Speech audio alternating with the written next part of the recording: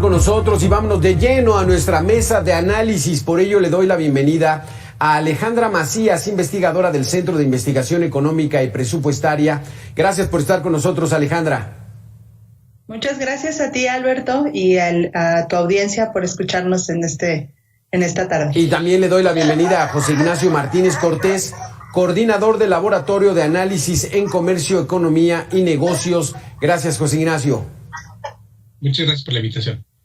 Primero las damas. Alejandra Macías, hay mucha queja de la población en Querétaro, Puebla, Michoacán, porque están reemplacando justo al inicio del año, y esto lo consideran un impuesto disfrazado.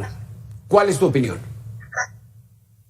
Bueno, yo creo que sí, o sea, sí son impuestos lo que se cobra, tanto el emplacamiento como la tenencia, como el predial, ¿no? Son impuestos que tenemos que pagar los ciudadanos en donde sea que vivamos. Y es uno de los ingresos que tienen los estados y los municipios que son propios, ¿no? Y una de las cosas que desde CIEP hemos analizado es justamente la dependencia que tienen los estados hacia el gasto federalizado, que son los recursos que el mismo gobierno federal transfiere a las entidades federativas. Y esta dependencia, que es por encima del 88%, pues hace que los estados no tengan esta independencia para poder hacer políticas públicas que atiendan a la misma población, ¿no?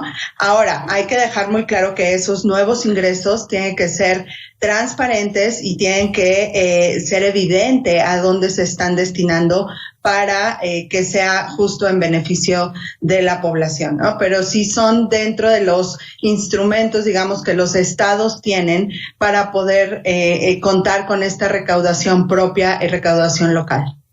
José Ignacio, aquí la queja de la gente es que dice, van a recaudar a través del reemplacamiento, pero no vemos los resultados. Esa es la queja recurrente. ¿Qué opinas al respecto?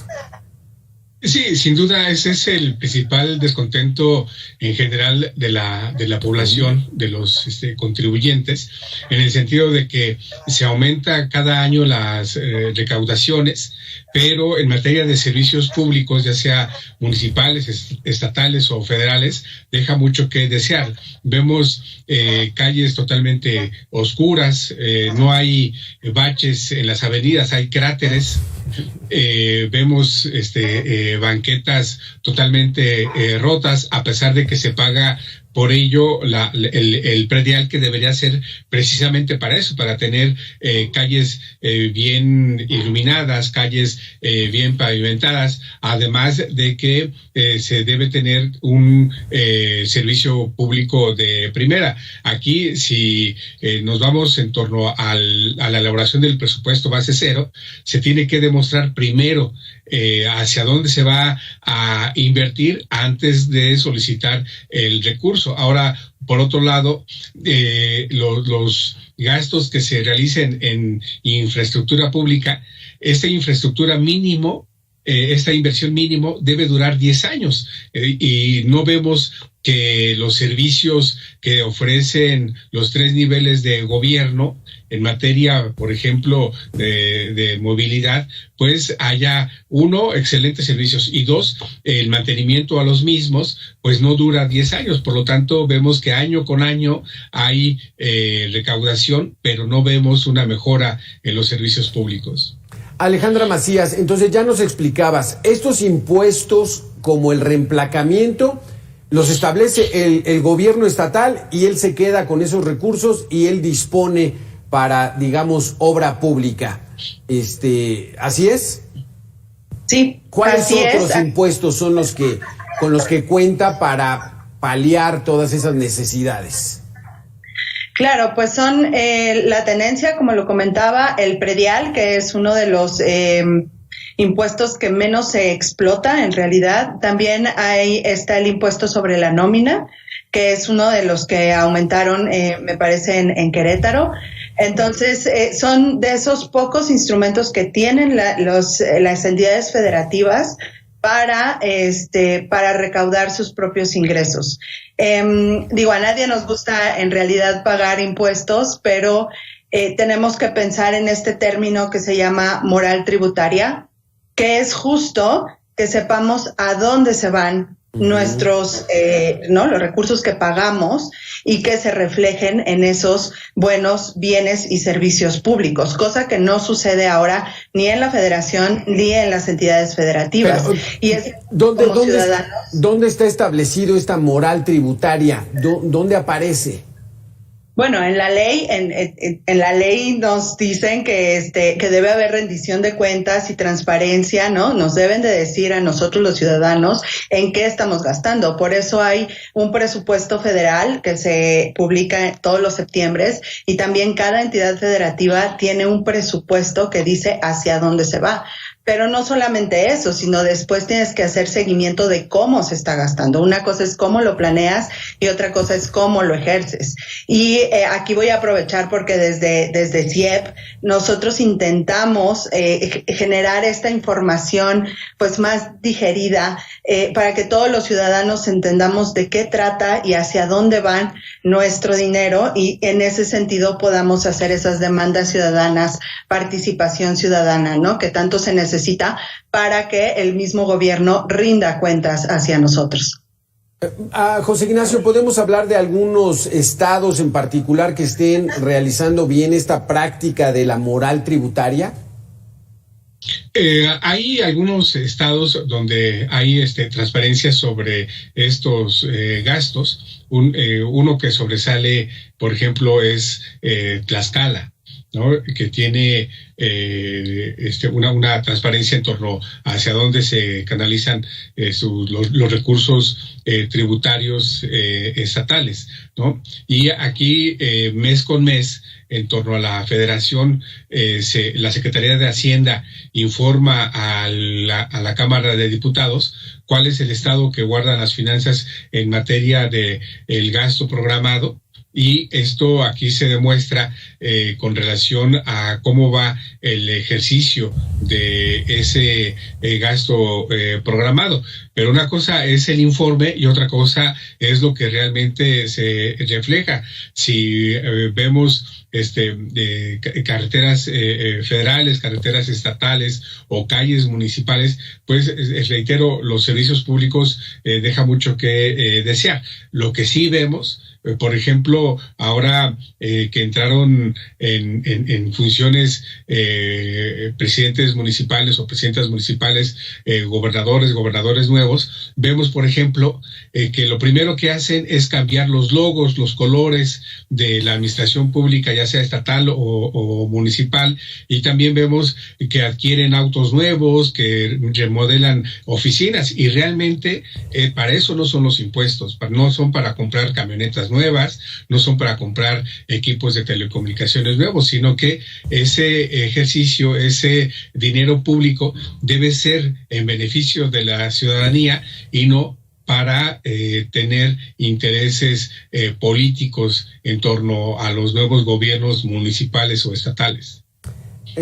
Alejandra, bueno, ya vimos el lado bueno de esta moral tributaria. ¿Cuál sería el lado malo? Veracruz, por ejemplo, pensando en el exgobernador Javier Duarte, recaudan dinero, pero terminan en la cárcel esos gobernadores. ¿Cuáles son los estados que hay que ponerles mayor atención, que no aplican la moral tributaria? Sí, bueno, yo creo que el término de moral tributaria tiene que ver más con lo que decía el doctor Martínez, que es lo que vemos los ciudadanos, ¿no? Y lo que recibimos a cambio del pago de impuestos, y tendría que estar emparejado con la ley y la rendición, la transparencia y rendición de cuentas que esta pues obliga.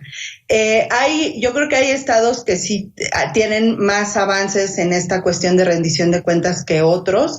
Yo creo que, por ejemplo, Guanajuato es uno de los que sí tiene avances bastante palpables, y algunos que no tienen esos avances podrían ser tal vez Michoacán o Oaxaca, ¿no? Que son estados que generalmente, o Guerrero, generalmente tienen más problemas en esta cuestión de sus finanzas públicas y de transparentar en qué se están gastando las cosas.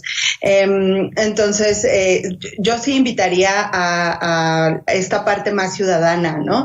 De demandar pues los servicios y los bienes que necesitamos y para los cuales se nos están cobrando estos nuevos impuestos, que si bien hay que recordar que a nivel federal no hay nuevos impuestos, estos serían solamente locales, ¿no? Porque si fuera a nivel de todo el país, entonces ya no estaríamos en la misma sintonía del discurso del presidente, que por eso no hubo reforma fiscal el año pasado para no crear estos nuevos impuestos. Alejandra, pero ¿de qué manera puede participar la ciudadanía, el habitante común de algún municipio, en algún estado? ¿Cómo puede supervisar y fiscalizar este cobro de impuestos y la aplicación de los mismos?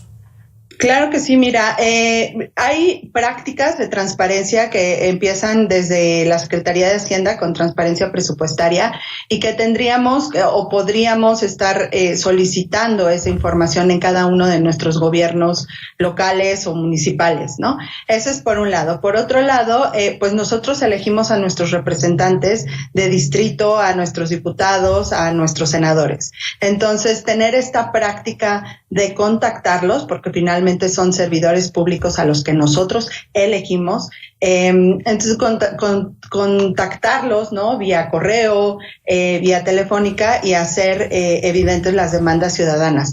No es algo sencillo, sí, pero como ciudadanos, creo que tenemos la obligación de dar seguimiento a esos recursos que son públicos, que son nuestros. Sí, exactamente. José Ignacio, pero esto aplicado en la realidad es un poco complejo. Ya nos lo dijiste, Alejandra, no es sencillo. Y el estar aventándonos esa chamba de supervisarlo, ¿es factible o no lo es? ¿Cómo andamos en esa exigencia de rendición de cuentas? Es eso, debemos exigir una práctica que de manera cotidiana se debe realizar por parte de los funcionarios públicos convertidos ahora en autoridades, es de que de manera periódica, cada semana, deben poner mesas de trabajo para atender a la ciudadanía. Y de ahí, como bien dice Alejandra, el ciudadano, la ciudadana, acercarse y exigir a las autoridades, que se realicen de manera excelsa los servicios públicos, y dos, que se invierta bien, hacerle ver a la autoridad municipal principalmente, o de las alcaldías principalmente, cuáles son las necesidades del entorno de la comunidad para que pueda realizarse ese gasto en torno a eso, al beneficio de la sociedad. Pero reitero, si ubicamos el entorno donde vive el gobernador, la gobernadora, la presidenta o el presidente municipal, la alcaldesa, el alcalde, pues vemos que su calle, su colonia donde transita, está muy bien pavimentada. O bien la otra cuestión, los grandes intereses económicos de las alcaldías, las presidencias municipales, vemos que los servicios públicos donde están las grandes empresas, o donde viven los de mayor ingreso, los servicios allí sí están, ¿no? Pero donde no hay un menor servicio público es en el grueso de la ciudadanía. Entonces es allí donde tenemos que exigir realmente a la autoridad que ese recurso, como bien precisa Alejandra, esos dineros públicos que se recaudan vía impuestos, pues eso, se inviertan y bien en torno al bienestar de la sociedad. Así que es la participación de la ciudadanía, una exigencia que debemos practicar como ciudadanos. Muchísimas gracias, Alejandra Macías, muchísimas gracias, José Ignacio Martínez, por haber estado con nosotros. Muchas gracias. Es a ustedes, buena tarde. Buena tarde. Ahí está, hay que exigirle a los gobernantes a que rindan cuentas para saber que estos programas de reemplacamiento realmente tengan un propósito, cuánto dinero van a recaudar, dónde lo van a aplicar y que los ciudadanos sean los principales fiscalizadores. Regresamos con mucha más información aquí a Mega Noticias 3 de la tarde.